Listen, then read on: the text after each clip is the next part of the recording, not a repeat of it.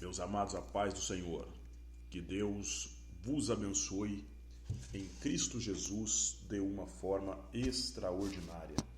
Que o Senhor, nosso Deus, possa estar abençoando a sua vida. Eu quero, neste dia, estar transmitindo uma mensagem aqui apologética a respeito dos 7 erros do Livro dos Mormons. O Livro dos Mormons foi publicado em 1830, da autoria de José Smith. Foi considerada a tradução das placas de ouro escrita por Mormon, líder e profeta dos Nefitas, suposto povo que teria habitado na América. Estas placas teriam sido enterradas em 420 d.C. por Moroni, filho de Mormon, e as revelações então a Smith. Afirma-se que este mesmo povo teria recebido a visita de Jesus após sua ressurreição, vindo a ser destruído. Olhe bem, o primeiro erro do Livro dos Mormons. O próprio Livro dos Mormons condena a Bíblia como sendo um livro mutilado. Olha o absurdo que chega. Isso é dito em 1 Nefi 13, 28 e 29 e 2 Nefi 29, 3 e 6. Ora, um livro que condene a Bíblia de maneira nenhuma poderia ser inspirado por Deus. Porque a Bíblia nos mostra em 2 Timóteo, capítulo 3, versículos 16 e 17, que toda a escritura divinamente inspirada é proveitosa para ensinar, para redarguir, para corrigir, para instruir em justiça, para que o homem de Deus seja perfeito e perfeitamente instruído para toda boa obra. Então este já é o primeiro erro do Livro dos Mormons, ou seja, um livro que condena a Bíblia. Segundo, como o Livro do Mormon pode ser verdade se ele possui cerca de 10.000 citações da tradução da Bíblia do rei Tiago, de 1611, uma vez que ele pretende ser a tradução das placas enterradas de 420 até 1823. O livro é uma farsa e um plágio. Está entendendo? Então, é um absurdo isso. Terceiro, o livro contém trechos dos livros litúrgicos das igrejas anglicanas e metodistas, que foram fundadas respectivamente no século XVI e XVIII. Pare e pense. Como poderia conter liturgia dessas igrejas que surgiram muitos séculos mais tarde, a não ser que tais partes fossem copiadas? Está entendendo? Quarto, a arqueologia prova que os habitantes da região indicada no Livro do Mormon eram muito diferentes da descrição que ele dá quanto aos seus costumes, moedas, nomes, caráter e língua. Comprova que o livro não passa de uma história fictícia. Quinto, ninguém jamais viu as placas de ouro além de Oliver Cowdery, David Whitener e Martin Harris, os quais são citados por Joseph Smith como ladrões e mentirosos, não passando, portanto, de uma fonte não confiável. Sexta, se o Livro do Mormon é considerado uma nova revelação porque os próprios mormons tiveram que fazer cerca de 4.000 correções, sendo necessário efetuar diversos acréscimos. Então pense nisso. Se é um livro que é inspirado, por que eles tiveram que fazer 4.000 correções e efetuar diversos acréscimos? Analise, porque quando são citados os trechos da Bíblia do rei Tiago, a gramática de Joseph Smith é excelente. Analise isso, então é uma indagação. Este fato só confirma que o livro foi em parte, além de uma criação imaginária, uma compilação muito mal feita. Então veja que Joseph Smith é um plagiador. Sétimo, o livro contém expressões e ideias da época de Smith e do período moderno, que não podiam ser conhecidos pelo suposto autor em 420. Então veja que este livro é um livro cheio de erros, cheio de contradições. Está entendendo? Então, essa doutrina herética, esta seita, nós devemos tomar cuidado e combatê-las à luz da Escritura Sagrada. Sobre a Bíblia Sagrada. Então vamos analisar aqui, sobre a Bíblia Sagrada, o que os mormons dizem. Além do livro de Mórmon, consideram como palavra de Deus os seguintes livros: A Pérola de Grande Valor, Pactos e Mandamentos, Doutrina e Convênios, Doutrinas e Pactos, que contém 163 revelações de Smith, de 1830 a 1843. Veja o que Deus diz de outros livros de revelação. Está entendendo? Quantos livros esta seita tem? Mas veja o que a palavra do Senhor nos diz. Vamos ler Gálatas 1:8, aonde assim está escrito, Gálatas capítulo 1, versículo 8.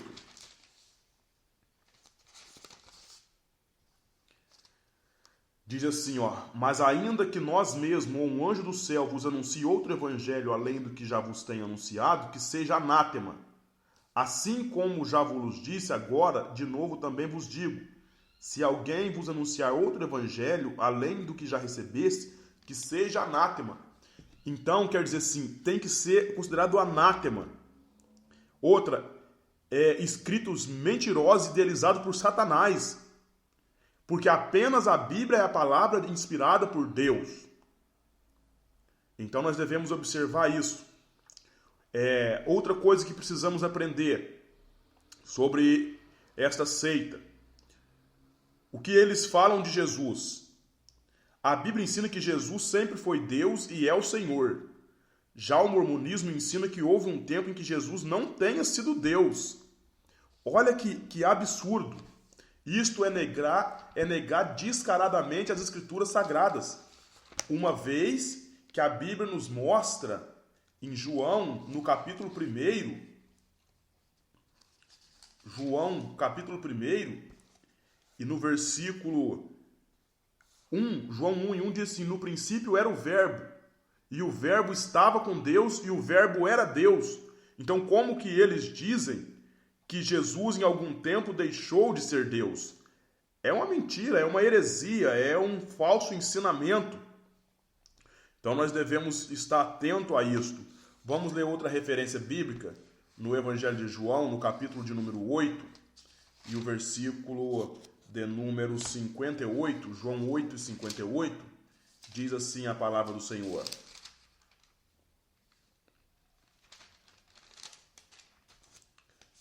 Assim está escrito, João 8:58.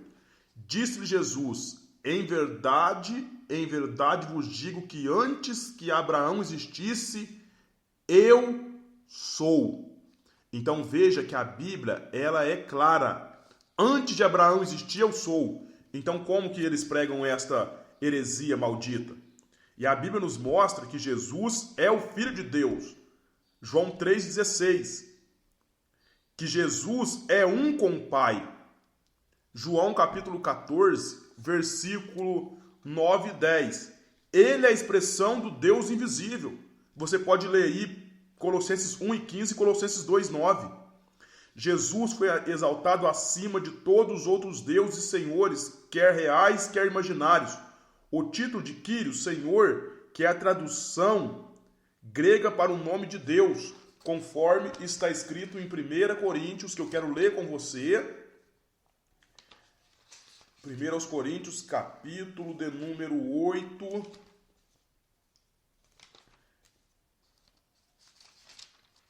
Versículo 5 e também o versículo de número 6. 1 Coríntios 8, versículos 5 e 6.